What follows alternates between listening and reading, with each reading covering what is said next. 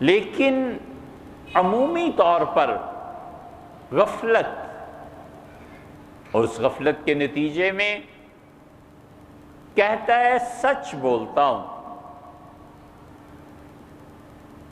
آدمی جو سچ اس لیے بولتا ہے کہ دوسرے کو رسوا کرے اور اپنی بڑائی بیان کرے، تو یہ سچ شرک کے شعبوں میں سے ایک شعبہ ہے۔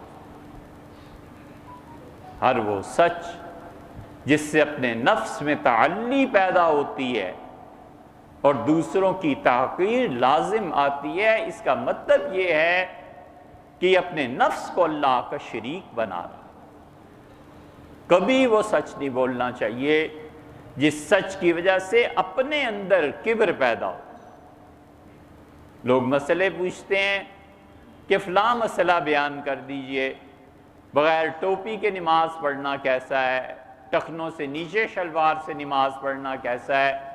ہم کہتے ہیں آپ کی نیت کیا ہے کہ جو لوگ نماز بغیر ٹوپی کے پڑھتے ہیں ان کو حقیر سمجھنا اور ہم بھی آپ کے اس فعل میں شریک ہوں؟ کیوں؟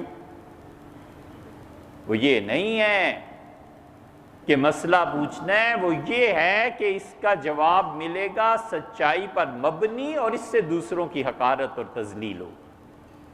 یہ جو جذبے ہیں نا، یہ سچ چپ رہنا اس سے بہتر ہے۔ کبھی ایسا سچ نہ بولے، سوچے جس کی وجہ سے اپنی بڑائی اور اظہار ہوتا ہے۔ اللہ نے جو کام ذمے لگائے ہیں ان میں بہت بڑا کام اپنی انا کو ختم کرنا ہے۔ یہ عبادت جھکاتی ہے، یہ نماز جھکاتی ہے، یہ لمبے سجدے اور رکوع کرنا اور اللہ کی تسبیح بیان کرنا اور اللہ کی حمد بیان کرنا نفس پہ چوٹ پڑتی ہے۔ اس لیے یہ سچ کا جو ڈنڈورا ہے، میٹھا سچ بولو۔ کڑوا سچ یہ ہے جو تمہیں دوسروں کی حقارت پر لاتا ہے، اور دوسروں کی حقارت یہ اللہ کے ہاں بہت بہت زیادہ پھنسا دے گی۔ اللہ یہ چاہتا ہے اور اللہ کا منشا ہے کہ اس کائنات میں کوئی اس کے سامنے سر نہ اٹھائے، جھکا رہے، عبادت میں رہے۔ جب سر اٹھائے گا تو مال اپنا سمجھے گا، عزت اپنی سمجھے گا کہ میرے علاوہ دنیا میں سب ذلیل ہیں اور میرے علاوہ دنیا میں کسی کے پاس مال نہیں ہونا چاہیے۔ یہ چیزیں اللہ کے ساتھ شریک بنانا اپنے نفس کو یا آدمی کو تباہ کرتا ہے۔ کبھی نہ کرے۔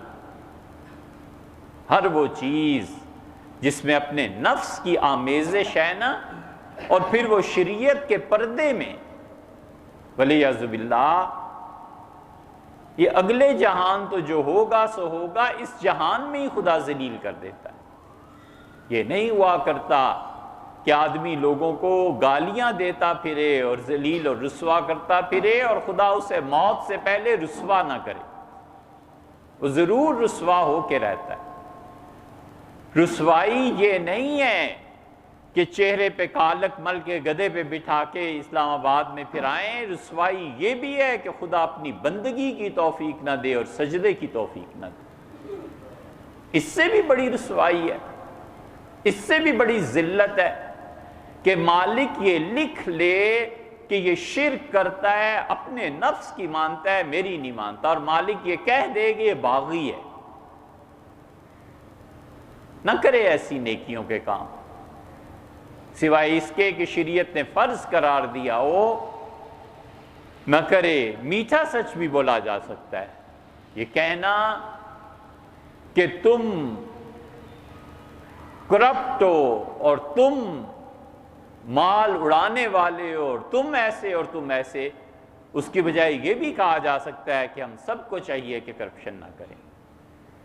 جس نے بھی کرپشن کی ہے انہیں چاہیے کہ اس پیسے کو واپس کر دے۔ یہ بھی تو سچ ہی ہے نا، جھوٹ کون سا ہے؟ لیکن یہ میٹھا سچ، اور میٹھے سچ سے اپنے نفس کی تسکین نہیں ہوتی. نفس کی تسکین جب ہوتی ہے جب کڑوا سچ بولو, دوسرا رسوا ہو, اس کا نام لینا, اس کے کرتوتوں پہ, یہ سب کیا ہے؟ اس کے عہدے سے حسد ہے, اس کے مال کے متعلق ہے.